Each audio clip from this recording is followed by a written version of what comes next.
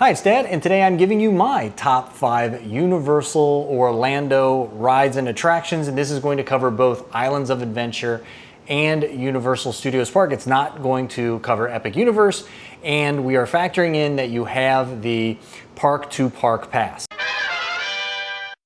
So I'm doing this video to show you how adults and kids, Ben just released his top 5 Universal Studios Orlando rides video, how they might be a little bit different. Now, Ben's an adventurous kid, he's 11 years old, he's doing a lot of these rides for the first time. I've been to Universal, and while they keep putting in new things, I had done everything that they had in both parks up to this point. They hadn't released anything new since the last time I had rode, but this is my top 5, and we are starting with 2 honorable mentions. So we're gonna start with E.T. So E.T. is an honorable mention basically because of the nostalgia factor, the fact that it is the only original ride that's still in the park, the fact that I rode it basically when I was Ben's age as well. So that's honorable mention number 1. Honorable mention number 2 is the Hogwarts Express, and I put this as an honorable mention only because this is the only ride that requires the Park to Park Pass. All right, number 5 on the list is Hagrid's Magical Motorbike Adventure.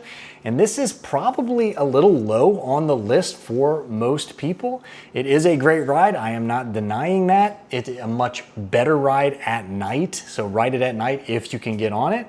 It has multiple launches, it has a great theme, animatronics throughout, and it's got that really unique element in the middle where you actually drop down. It is a great ride, I'm not saying it's not, but in my opinion, there are 4 better rides between the 2 parks, so it just makes number 5. Number 4 on the list, again, for me, is Transformers the Ride. Now, this is the only ride that I have ever been on where I completely feel transported to another world, another reality. And once the ride ends, it actually takes me a few seconds to realize that I am back in a theme park. It is a very unique experience that I have never experienced on any other ride. It's difficult to explain. Maybe other people can kind of relate to it, not with this ride, but maybe other rides. But it is a ride that I actually feel completely immersed in, and it's the only ride where I've actually felt that fully. Number 3 on the list, again, as of the posting of this video, is Rip Ride Rockit. RIP to Rip Ride Rockit if you're watching this more than probably a week after the posting of this video. And if you are, this spot will certainly change because this ride no longer exists. So just move all of the other previous rides up 1 notch.